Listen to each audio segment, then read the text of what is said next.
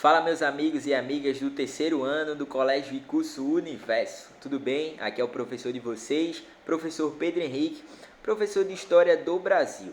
Pessoal, mais uma aula nossa aqui no canal da escola, tá? Dando continuidade aos nossos assuntos e lembrar vocês que na nossa videoaula passada a gente retomou alguns assuntos importantes, tá? A gente falou sobre ali a crise do liberalismo, a gente falou sobre a crise ali de 29, muito importante para a gente entender esse panorama em diante na história do Brasil, nessa parte principalmente onde a gente vai introduzir os assuntos da Era Vargas, tá?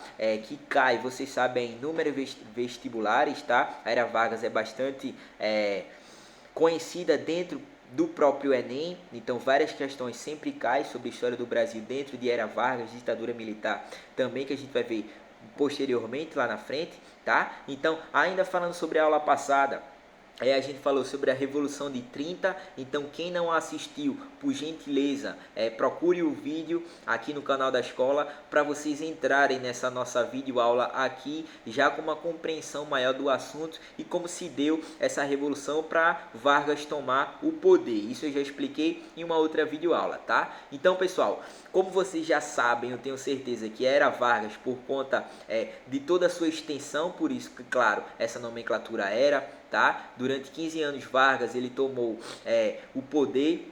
Ele passou por várias características dentro desse seu governo e a gente vai conhecer a partir de hoje. Lembrando também que é impossível a gente trabalhar toda a Era Vargas em apenas um vídeo, tá? Então, como todos os outros assuntos, a gente vai dividir, a gente vai fazer uma periodização aí bem legal, tá? Bem interessante, e a gente vai dividir um assunto de uma forma que vocês tenham uma compreensão maior. Então, hoje a gente vai entender como se deu o que a gente chama de governo provisório, tá? Que foi de 30 a 34 e nas próximas aulas a gente dá continuidade ao assunto. Beleza, terceiro ano? Vamos lá. Pessoal, falando sobre Vargas, Vargas ele é uma figura bastante conhecida na história do Brasil, tá? E até na parte fora, no exterior, porque ele era um cara que ele tem um equilíbrio muito grande dentro dos seus discursos, dentro dos seus objetivos e dentro do seu governo. Então ele sabia alinhar as classes tanto opostas a ele, tanto aliadas. Então ele passou por durante o seu governo em cima do muro e conseguindo fazer toda a base e fazer com que o povo ele ficasse ao seu lado a maior parte do tempo, tá? Então coloquei aqui para vocês essa parte aqui de cima. Subindo ao poder em outubro de 1930, Vargas permaneceu como chefe de um governo provisório, presidente eleito pelo voto indireto e ditador pelo espaço de 15 anos, né? Por isso que a gente chama aí a Era Vargas. E é claro que ele ainda tem um outro governo, tá? Que a gente vai falar de 51 a 54, tá? Figura de maior expressão da história política brasileira do século XX. Então, tem muita gente hoje que, se você for perguntar, muitos historiadores em que podem colocar Vargas como um patamar lá em cima, como se fosse um herói nacional para esse período, tá? Por conta de, principalmente, várias organizações em relação a entornos trabalhistas, tá? Então tem gente que vai colocar Vargas também como um próprio ditador, um cara que foi egoísta com vários setores dentro da sociedade brasileira. Então é um cara que ele está sempre dentro de um cenário político, econômico e social através de várias características. Mas aqui a gente vai entender e vai trazer para vocês o próprio fato histórico, o que ele fez, tá? Durante esse seu governo e o que ele deixou de legado que temos hoje na nossa Constituição atual, nas nossas funcionalidades como cidadãos, e assim a gente vai conhecer. Aqui eu coloquei para vocês a figura dele, tá? Trajado ali como presidente, tá? Com a bandeira nacional, e a gente vai introduzir agora no assunto que é bastante importante para a gente entender o Brasil em diante, que é justamente o governo provisório, tá? Que foi de 30 a 34. Então eu trouxe aqui para vocês que em novembro de 1930, ao dissolver o Congresso Nacional, Vargas assumiu não só o poder executivo, como o legislativo, os estaduais e os municipais. Pessoal, a gente tem que voltar lá na Revolução de 30 e entender que, com o assassinato ali de João Pessoa, toda a Revolução ela foi moldada em cima de uma figura principal que estava sendo líder desse momento que a figura principal nesse momento era justamente Getúlio Vargas, tá? Então Getúlio Vargas, através de seu discurso, através de suas alianças, principalmente ali com o exército, lembra ali do movimento tenentista, então ele começa a abarcar várias cidades, a população, e ele começa a fazer vários embates em relação a chegar na presidência por conta desse conflito em que ele colocou a culpa ali nos paulistas pela morte de João Pessoa, tá? E assim ele consegue, através dessa revolução, chegar ao poder. Então ele tira ali do que a gente chama de política do café com leite, dessa alternância. Então a partir de Vargas, o Brasil ele ganha uma nova política, ele ganha uma nova organização, uma nova estrutura, ele começa a se moldar a partir de então, tá? A gente chama de governo provisório de 30 a 34, justamente pegando ali pelo gancho da palavra provisório, onde Vargas, ele durante esses 4 anos, ele estava tentando organizar, ele estava deixando tudo da sua forma, do seu objetivo, dos seus anseios, para assim poder deixar o Brasil na mão de outra pessoa, tá? E a gente vai ver que não foi bem assim, e que desde o início ele tinha esse desejo de continuar se perpetuando no poder. Então eu coloquei aqui embaixo para vocês, ó, que todos os antigos governadores, com exceção do de Minas Gerais, foram demitidos e em seu lugar nomearam-se interventores federais. Pessoal, sai governador e entra interventor. Qual é a diferença nisso em relação à própria política que vai se dar nos estados? Os interventores era justamente aquele pessoal que estava dentro de uma hierarquia ali própria do exército. Tá? Então a maioria deles era amigo de Getúlio Vargas, então Vargas ele queria uma centralização de poder, tá? Ele queria colocar pessoas específicas que fizeram parte ali da Revolução de 30, justamente para ele ter uma base de aliança favorável a ele. E o que ele precisasse fazer em qualquer estado, ele faria, até porque não existiria mais um governador, existiria um interventor, tá? Que fazia aliança política, social e econômica com o governo de Getúlio Vargas. Então desde o início pode ver que a primeira ação dentro do governo provisório, assim que ele toma o poder, foi justamente isso. Ele ter essa autonomia, justamente porque ele iria entrar com o Brasil com um governo mais centralizador, tá? Um governo mais limitado, um governo onde as questões passassem mais pela linha de visão e a linha política de Getúlio Vargas.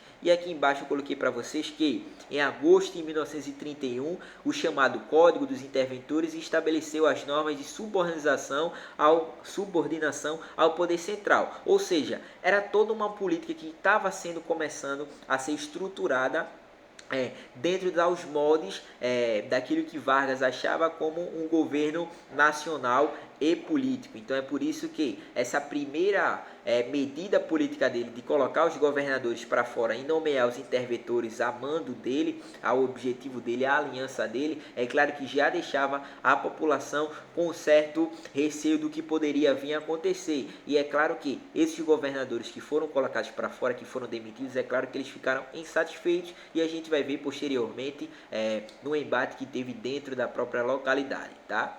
Então, ó, ainda falando sobre o governo provisório, o resultado dessas políticas que eu falei para vocês aqui nesse slide foi justamente o tópico principal dentro do governo provisório, que foi a centralização de poder, tá? Vocês não podem esquecer. Eu espero que ao longo das aulas, ao longo do slide, você vá escutando, você vá prestando atenção nos slides e vá colocando ali as palavras-chave, tá? Então, dentro do governo provisório, lembra, 30 a 34. Então, a parte de centralizar o Brasil, politicamente, economicamente, socialmente, foi estruturada por Vargas, tá? Então, por isso que eu coloquei ali para vocês a centralização do poder.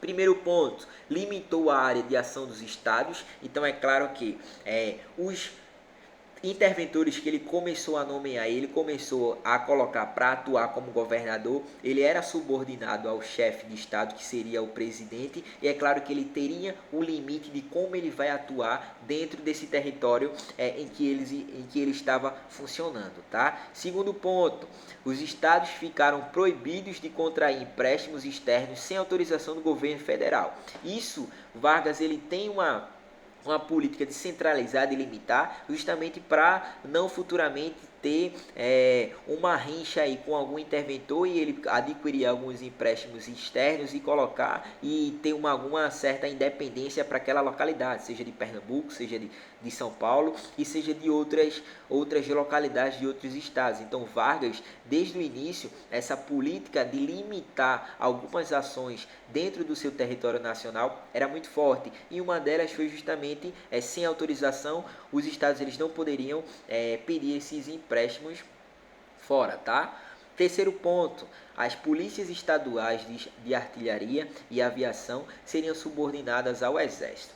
Vocês têm que lembrar que algumas revoltas foram importantes dentro desse período republicano, como a gente falou ali do grupo dos tenentistas, tá? Que os meninos apresentaram muito bem naquele dia do seminário. Quando a gente está falando dos tenentistas, desse pessoal do exército de camada mais baixas e camadas altas também, eles queriam mais autonomia política, tá? Eles queriam uma imagem importante para que eles tivessem sucesso dentro do território brasileiro. Então, muita gente que estava dentro desse meio era aliado a Vargas, principalmente dentro dessa Revolução de 30. Sem o apoio do exército, ele não tinha conseguido chegar ao poder. Então, é claro que se ajudaram ele na Revolução de 30, é claro que ele vai se estender essa aliança em outros momentos também, como foi agora, em onde ele colocou as polícias estaduais serem subordinadas ali ao exército. Como vocês sabem hoje, a polícia ela é um órgão, o exército ele é um órgão, eles têm funcionalidades, eles têm momentos de atuação diferentes, tá? Nesse período, as polícias estaduais elas foram subordinadas ao exército, e o exército estava a mando de Vargas, tá? Então pode ver que ele colocou todo o território de uma forma limitada dentro das próprias ações do presidente. Então, desde o início, ele foi um cara bastante inteligente na questão de suprimir aquilo que o povo almejava um dia poder alcançar ou ter uma liberdade maior. Então, essa imagem aqui embaixo, aqui ao lado, eu coloquei para vocês ali justamente ele nomeando alguns ministros em 3 de novembro de 1930, tá? Então, nesse período, foi um marco na história do Brasil, porque durante tanto tempo de uma república oligárquica, uma pessoa, através de vários setores sociais, ela chega ao poder, ela começa a atuar de uma forma praticamente diferente de outros governos. Então é claro que o Brasil ele estava em um certo receio do que poderia acontecer. Tranquilo? Vamos dar continuidade. Pessoal, aqui falando ainda sobre o governo provisório, então coloquei para vocês que, primeiro ponto, com a vitória da Revolução de 1930, os tenentes passaram a fazer parte do governo, coisa que eu já comentei com vocês. Segundo ponto, tinham como propostas a instalação de uma indústria básica, siderúrgica. Pessoal, quando lembrar de Vargas, tem que lembrar que ele era um cara nacionalista e foi um cara que começou a fazer vários passos para termos uma industrialização de uma forma gigantesca, tá? O surto industrial começou um pouco antes de Vargas, mas com Vargas, várias indústrias elas começam a ganhar espaço aqui em território brasileiro, inclusive algumas indústrias nacionais, tá? Sem ali o apoio sem a cabeça, sem o chefe, sem o líder de um país externo, tá? Então, é claro que algumas indústrias elas foram colocadas aqui com investimentos e capitais estrangeiros, mas é claro que Vargas ele era um cara que praticava, que ele fazia muito uso do nacionalismo, então ele queria que o Brasil ele se unificasse em torno de algumas causas principais. Por isso que eu coloquei para vocês aqui embaixo, ó, um programa também de nacionalização das minas, dos meios de transporte e de comunicação e de navegação de cabotagem. O que é navegação de cabotagem? Navegação pela costa, tá? Então ele queria ter toda essa organização, principalmente ali na parte de navegação, queria ter um controle, uma estrutura maior para ele ter toda essa observação de inteligência sobre vários recursos, inclusive de transporte e comunicação. Tranquilo? Aqui são alguns aspectos dentro do governo provisório. Trouxe para vocês que, reações contra o governo provisório de Getúlio Vargas. Quando a gente está falando dessas reações, o que é que começa a acontecer? O pessoal começa a ficar muito satisfeito com essa parte centralizadora do governo de Getúlio Vargas, essas medidas que começaram a limitar alguns estados, a população, alguns setores. Então é claro que o pessoal começou a ficar insatisfeito. Então eu coloquei aqui para vocês, aqui em cima, aqui, ó, o inconformismo de São Paulo em relação às medidas centralizadoras de Vargas foi grande. A classe dominante paulista passou a exigir do governo federal maior participação. Lembra que os paulistas eles eram ainda elite, eles passaram durante a política do café com leite, essa alternância, virando uma grande elite nesse período, principalmente ali uma elite econômica, tá? Então quando Vargas entra e assume o poder, essa elite paulista ela começa a ser escanteada. Por quê? Porque os governadores eles viram interventores e os interventores eles têm uma política mais ao lado de Vargas, à medida de limitar as ações dentro do seu próprio território e assim limitando a sua população, como foi no caso da população paulista, tá? Então e aí é que começa o primeiro conflito dentro do governo de Vargas, dentro do governo provisório ainda, que é o que a gente chama de Revolução Constitucionalista de 1932, tá? Vamos conversar um pouco agora sobre ela, tá? Como se deu essa revolução? A gente tem que lembrar logo que foi a insatisfação, como eu coloquei lá, de São Paulo, porque queriam ter uma autonomia maior política, como já estavam acostumados com aquela vida mansa, confortável que tinham lá na política do café com leite, tá? Onde tinham toda a economia da parte social, econômica e política do Brasil. Então, a insatisfação de São Paulo com essa chegada de Vargas foi grande, ainda mais com essa política de limitar algumas ações dentro dos estados. Então, é claro que eles estavam insatisfeitos. Então, eu coloquei para vocês que na setinha 2, crescimento e radicalização da oposição a Vargas após a morte de 4 estudantes desculpa aí o erro, após a morte de 4 estudantes em uma manifestação. Coloquei ali mais uma vez morte, tá? Repetir. Enfim, após a morte de 4 estudantes em uma manifestação. Esquece ali os mortos. Então, esse assassinato cometido ali pela polícia, tá? É claro que gerou ainda mais a insatisfação de São Paulo por conta desse autoritarismo dentro do governo de Getúlio Vargas. Então é por isso que eu coloquei ali para vocês que começou a se ter um movimento armado contra a chamada ditadura getulista, onde todo mundo vinha que essas medidas centralizadoras, tá, eram ditas como ditaduras dentro de um governo, onde todo mundo ele teria uma organização ali específica seguindo ali o seu chefe de estado, que seria o presidente, tá? Então é claro que várias classes sociais, como eu coloquei ali para vocês, elas aderiram ao movimento. Então também tinham professores, também tinham intelectuais, também tinham artistas, cantores, tinha parte da polícia, tinha parte do próprio exército, tá? Uma minoria, claro, a maioria estava aliado a Getúlio Vargas.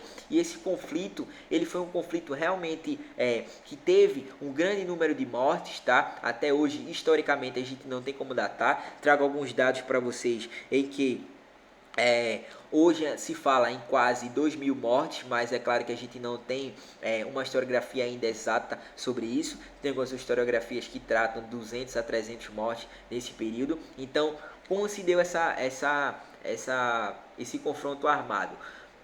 Os paulistas eles foram sendo fechados, eles foram sendo limitados por várias tropas aliadas ao presidente. Então, eles começaram a limitar vários suprimentos que chegavam, suprimentos de alimentos, suprimentos de transporte, suprimentos bélicos como armas para aquela localidade onde estava tendo o conflito. Então o pessoal ali, para não morrer de fome, estava faltando muita coisa, tá? Eles não tinham, durou ali 3 meses, então eles foram sufocados e eles se renderam, tá? Então coloquei aqui para vocês que um cartaz aqui da época, eu já cumpri o meu dever, e você, que era justamente ali chamando o pessoal e ali declarando o apoio a essa revolução constitucionalista. Então aqui vocês podem ver que tem a nomenclatura dos meninos, o primeiro nome dos meninos que morreram nessa manifestação, tá, contra o governo de Vargas. Então tem aqui MMDC, que são os meninos Martins, Miragaia, Drauzio e Camargo, tá? Então são bastante conhecidos aí por conta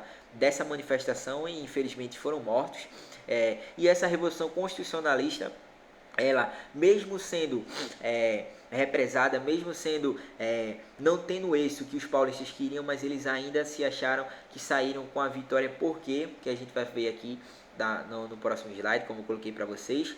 Os paulistas, mesmo derrotados militarmente, consideravam-se vitoriosos do ponto de vista moral. Por quê? Porque Vargas anistiou amplamente os revoltosos, cedeu à exigência de indicar um interventor paulista e convocou as eleições de 1933 para a formação de uma Assembleia Constituinte. tá? A Assembleia Constituinte é justamente aquela organização que vai fazer, que vai criar, que vai produzir uma Constituição, tá? Voltando, vocês têm que lembrar que de 1930 a 1934 Vargas ele estava assumindo o Brasil sem uma Constituição, então tinha muita gente que lutava, seria a oposição dele por conta disso, porque ele estava tendo toda a autonomia sem uma carta magna para poder ter os direitos e deveres dentro de como os cidadãos brasileiros poderiam seguir, tá? Então, uma das coisas que os paulistas pediram foi justamente um interventor mais aliado a eles, tá? Então, Vargas ele cede isso. O interventor paulista, ele convoca as eleições em 1933 para a formação de uma Assembleia Constituinte, e aí vem algo que a gente chama de Constituição de 1934. Tá? Coloquei ali para vocês algumas características que, é claro, vale muito a gente salientar. Então, coloquei lá em cima, ó, que a Carta de 34 mesclava princípios liberais e autoritários. Então, coloquei lá algumas como: permanece uma república federativa, independência entre os três poderes, como vocês sabem, legislativo, judiciário e executivo, ensino primário gratuito e obrigatório. Isso está sendo uma inovação, tá? Vargas ele tinha objetivos com a educação brasileira, principalmente ali objetivos em relação à parte técnica, tá? Principalmente pensando ali em algumas indústrias que viriam a ser introduzidas aqui no Brasil, tá? Próxima seta, reafirmou a obrigatoriedade do serviço militar, justamente ali para ele ter uma densidade demográfica em relação ao apoio ao exército. Regulamentou-se a propriedade pública de recursos hídricos e minerais. Então é justamente aquela política econômica nacionalista, onde ele começa a colocar esses recursos como de interesse de propriedade pública, onde os governadores, os interventores, no caso, e o próprio governo federal, ele começa a atuar em torno desses recursos. Começou a ter também eleições diretas. Lembra que a gente tinha as eleições ali, o voto de cabresto, a gente tinha várias frases, o voto era aberto, tá? Então começou a ter as eleições diretas e o voto secreto. E também, pela primeira vez na história do Brasil, as mulheres elas começam a votar a partir desse governo de Vargas, a partir daí dessa nova Constituição, onde coloca à tona o voto feminino, tranquilo? Algumas observações aqui ainda em relação à parte trabalhista. Foi a partir dessa Constituição que surgiu a justiça do trabalho, o salário mínimo, a proibição de trabalho infantil, a jornada de 8 horas diárias, as férias remuneradas e o descanso semanal. Então, vocês podem ver que essas questões ditas em 1934 são questões atuais, então são questões essenciais dentro de uma política de trabalho, tá? Então tem muita gente que ainda reclama hoje, mas não sabe o quanto teve gente de morrer para lutar contra esses autoritarismos desse governo, e nós termos alguma Constituição que empregasse alguma legislação em torno das causas trabalhistas, tá? Então o que temos hoje, você pode ver que é justamente ali fruto de várias lutas de classes sociais em torno ali da política de Getúlio Vargas, e ele cede isso, tá? Você tem que ver numa maneira não dele ser um salvador da pátria, mas ele querer ter um equilíbrio nacional, onde ele queria que o povo atuasse ao lado dele, e esse povo seria a classe trabalhadora ali, que era a maioria dentro do Brasil. Tá? Então ele queria justamente ali o alcance desses trabalhadores ao seu projeto político de governo. Tá? Então, ó, a partir de então aqui a gente começa a falar sobre o governo constitucional. Então, como o vídeo já está aí mais ou menos, a partir do governo constitucional a gente vai retomar na próxima aula, na próxima videoaula, tá? Então, pessoal, qualquer dúvida sobre esse início da história de Vargas, do governo de Getúlio Vargas de 30 a 34, vocês podem entrar em contato, deixa aí nos comentários, qualquer coisa, fala lá comigo no privado, tá? Vocês têm que ter essa relação de ensino e aprendizagem, essa relação de vocês estarem acompanhando a aula, ter essa responsabilidade de estar acompanhando, estar prestando atenção, de estar anotando, porque estamos trabalhando bem para estar ajudando vocês absorverem o melhor conteúdo, tá? Então na próxima aula a gente continua, espero que vocês estejam bem e até a próxima, valeu!